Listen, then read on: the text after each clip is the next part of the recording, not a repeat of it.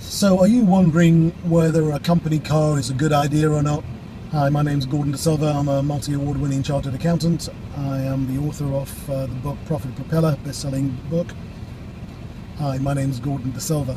I am a multi-award winning chartered accountant. I am the author of the best-selling book Profit Propeller, and I'm the inventor of the Profit Multiplier program. Today's blog, I want to talk to you a little bit about the idea of company cars. Here I am stuck in a bit of a log jam on the M25 in the UK. If you're not from the UK, you will probably appreciate on highways and stuff in your country what traffic jams are like. This is a notorious one in the UK, and there's thousands of cars up and down this motorway right now on their way to destinations, probably on the way home at this time of the evening. And a lot of clients ask me, can I have a company car? Is it effective? And the answer is usually no. The reason is the tax on company cars is quite excessive.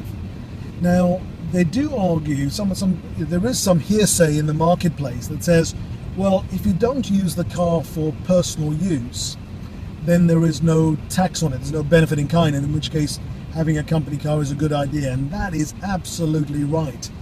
The unfortunate part of that is that most individuals who have company cars cannot help but use their car for personal use. The only people who can have a fighting chance of not using it are probably salesmen who are up and down, from home to appointments and appointments back home. No private use at all, because a condition of having a car that has no personal use and hence no benefit in kind tax on it is that you must have in your contract, in your terms of use of the company car, that you cannot use it for personal use. That's one of two critical principles involved in not getting a benefit in kind tax on your company car. The second principle, term and rule that you must abide by, and I don't know why this is made up as a second principle term, because to me it's completely common sense, is that while the contract must say you're not allowed to use it for personal use, the actual use must never be personal as well. So the activity that follows the contract must be exactly the same. No surprises there, which means that you have to have a term and it must be in writing, so don't, having it verbally is just not going to cut it. This includes directors, by the way, and usually directors are the biggest interested parties in this, having a company car, because normally they will have a top of the range, Range Rover or Mercedes or BMW or whatever, whereas the salesman may drive, a lower range BMW or a Ford or one of the other routine company cars. And so it must be in writing, whether you're a director or not. You can't go, well, I had a verbal agreement with myself. Courts just don't like that. Go, well, if it's meant to be, let's put it in writing. And the second thing is, you've got to apply what it says in writing. So if it says you're not allowed to use it for private use, and you're found to use it for private use, going to the supermarket, going to the restaurant, going and visiting relatives, using it on weekends, then your whole claim is likely to fail, and you end up with a benefit in kind. It'll go back, and you'll also get penalties, which is really where we don't want to be. Now, there is this other thing about pool cars, and a pool car has certain rules and limitations, and one of them is they should be available for any driver, so they should be insured for any driver, they should be available for any driver, and they should typically be left on the premises of the business overnight and not at an employee's premises, unless they're going to an appointment first thing in the morning, in which case they can take the car the night before, because they're going to go straight from home rather than going to the office, pick up the car and then they'll go straight from home.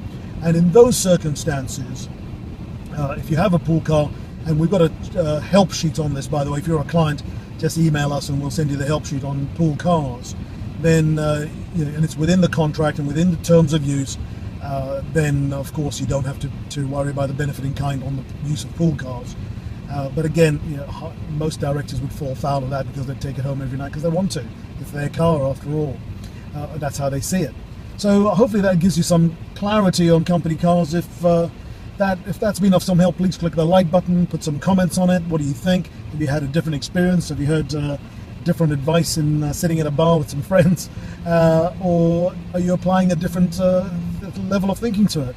I remember having a meeting with a potential client, and we were talking about company cars, and it appeared that he had a fleet of 7 cars, of which one was his, but all of them were dealt with as pool cars, and all of them were driven by one person each, and all of them were never left on the premises overnight.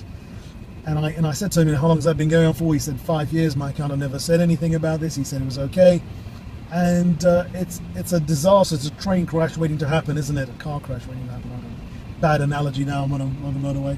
But you understand the point is that, the advice may make the accountant very popular because it's advice the client wants to hear, but it's certainly not advice that's going to make the accountant popular when it gets caught out, and there's a massive penalty as well as the tax levied on the company and the directors.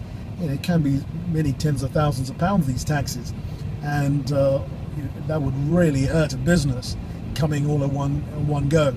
So I'm not here to try to give you advice that's going to make you feel good. I'm here to give you advice that's going to keep you safe. And in a business, you have to budget for real costs. If your business is built on not paying the correct taxes, then it's built on flimsy ground, and that is not a business that's worth very much, because at any point that foundation can be whipped out from under you. Whereas a business based on solid foundations, where you have no fear of massive penalties and tax bills, is one that has you can focus on what really matters in life, which is improving your business, rather than being consistently worried about whether the tax man's going to pick you up on this stuff. It's not something we embark on. So hopefully that's been of some value. I look for let me just put it in perspective a little bit though. The amount of time we can spend trying to save bits of tax like this and the return you get from that type of advice, that's a slightly edgy type of advice, very grey, very risky. If you spend the same amount of time working out how to improve your business, new marketing ideas, new packages, new products, new measuring methods, more client care, there's a whole range of things we talk about in our profit multiplier program. The more time you spend on that, you'll get a much bigger return on investment. Here you may save 2, 3, 4,000 pounds, but spending time on that, you may make 10, 20, 30,000 pounds. Now, I don't know about you, but I know I'd rather make 30,000 pounds than try to save 2. So, but that 2,000. So hopefully that gives you some perspective on the problem. I'm not against saving tax. I'm against saving tax in a highly risky area, which is likely to be picked up on and cause pain down the line without warning. Okay, let me leave you with that. Click the like button, share it if you think it's useful, comment on it, and if you'd like to talk to us more, you click on the 10-minute quick fix button. We'll have a 10-minute chat to see if there's some synergy between what you need and what we can deliver for you. And until then, take care of yourself and business. I'm just watching all these other company cars on their way home. Take care. Goodbye.